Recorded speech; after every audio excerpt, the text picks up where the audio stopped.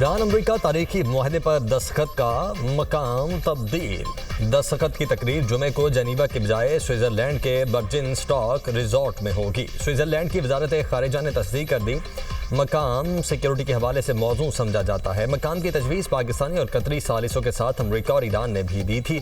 ईरानी नायब वज़ीर खारिजा मुजीद तख्त रबांची का कहना है स्विट्जरलैंड में दस्तखत करने की तकरीर में ईरानी वफ्द की क़यादत स्पीकर पार्लियामेंट बाकिर कालीबाफ करेंगे। अमरीकी वफ्द के सरबराह नायब सदर जेडी वेंस होंगे। व्हाइट हाउस का अमरीकी नायब सदर का दौरा स्विट्जरलैंड का ऐलान। जेडी वेंस अमन मुआहदे पर दस्तखत की तकरीब में शिरकत करेंगे।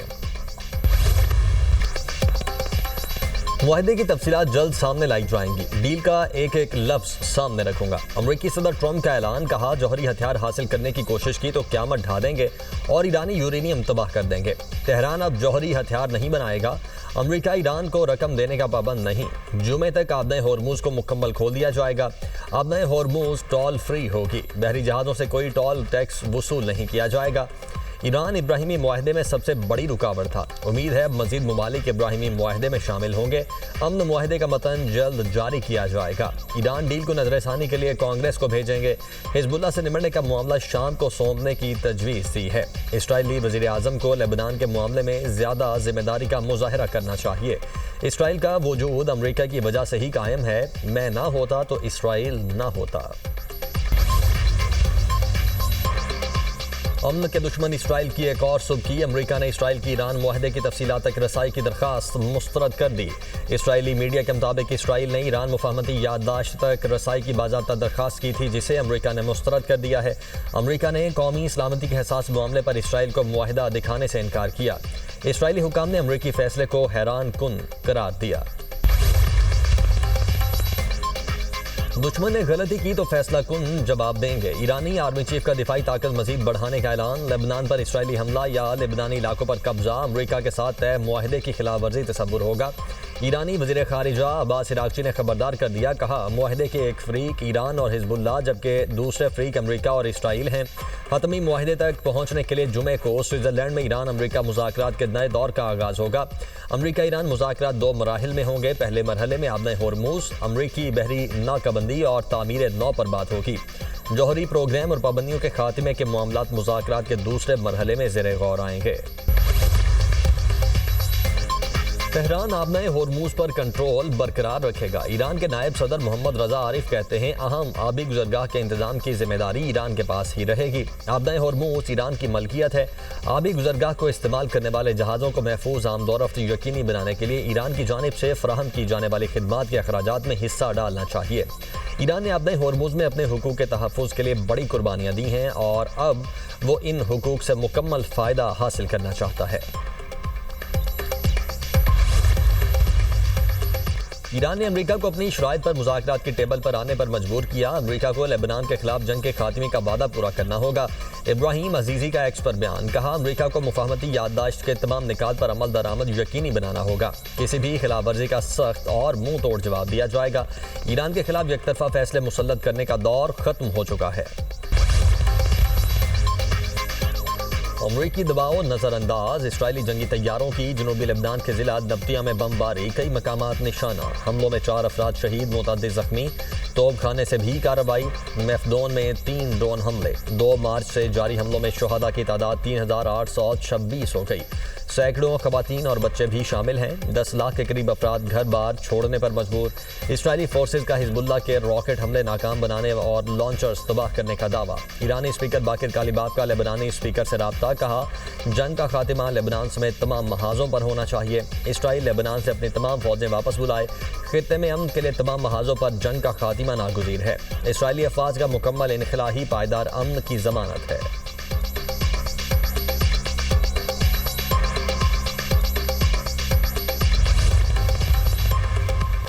बरतानवी पार्लियामेंट पाकिस्तान की सिफारती कामयाबी की मोतरफ। हाउस ऑफ लॉर्ड्स में अमन के लिए किरदार पर ज़बरदस्त खिराज तहसीन। पाकिस्तान का बहुत बहुत शुक्रिया।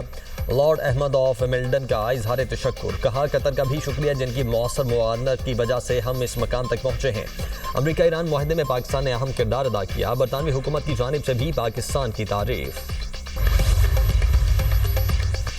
G7 ममालिक का अमरीका ईरान मुआहिदे का खैर मकदम। आबदाए होर्मुज में आज़ाद और बिला रुकावट जहाज रानी पर जोर। मुश्तरका बयान में कहा, ईरान को जौहरी हथियार हासिल करने नहीं देंगे। लेबनान में फौरी और मुस्तकिल जंग बंदी की जाए। अमरीका ईरान मुआहिदा खित्ते में इस्तेहकाम का मौका है। पाकिस्तानी मंदूब आसिम इफ्तिखार का सलामती काउंसिल में खिताब। पाकिस्तान का यमन में जामे सियासी अमल तेज करने का मुतालबा। कहा, यमन बहरान का पायदार हल सिर्फ सियासी मुज़ाकरात में है।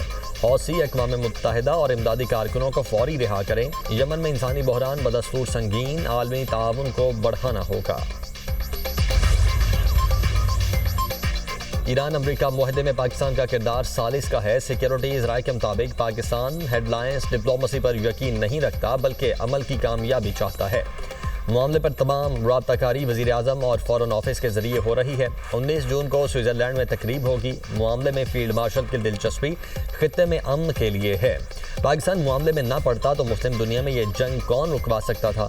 फील्ड मार्शल ने जो बीड़ा उठाया उसका इदराक दुनिया को हो रहा है। जंग मुस्लिम दुनिया पर मुसल्लत हो चुकी थी। फील्ड मार्शल ने हिकमत अमली से मामला हल करवाया। सरकारी मुलाजमीन की तनख्वाहों में 7% इजाफा किया जा रहा है। रिटायर्ड सरकारी मुलाजमीन की पेंशन में 3.5% इजाफा तजवीज़ किया जा रहा है। बल्दियाती इदारों के लिए 5.2% इजाफे के साथ 803 अरब 88 करोड़ रुपए की खतीर रकम मुख्तस की जा रही है। सूबाई महसूलात में खातिर ख्वाह इजाफा, वसाइल के मुअस्सर इस्तेमाल और एक्सपेंडिचर रैशनलाइजेशन की पॉलिसी के बायस तरक्याती बजट के लिए 752 अरब रुपए मुख्तस किए जा रहे हैं।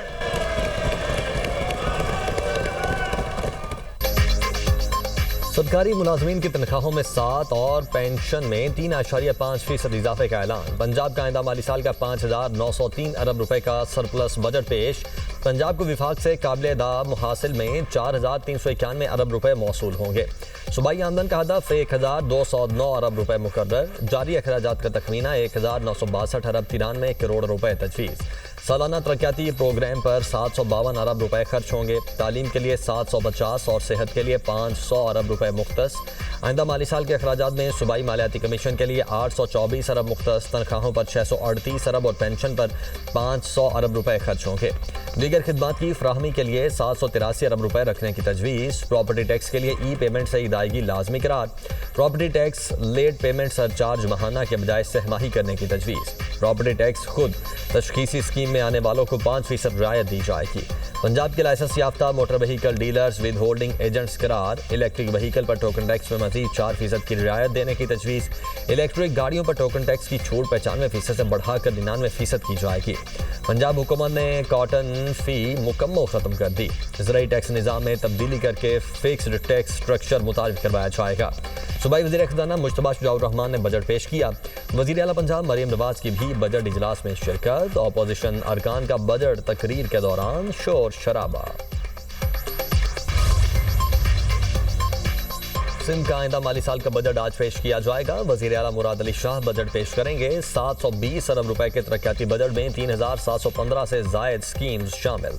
सिंध की मजमूई आमदन का 73% NFC पर इन्हिसार। तनख्वाहों में 10 और पेंशन में 8% इजाफा मुतवक्के।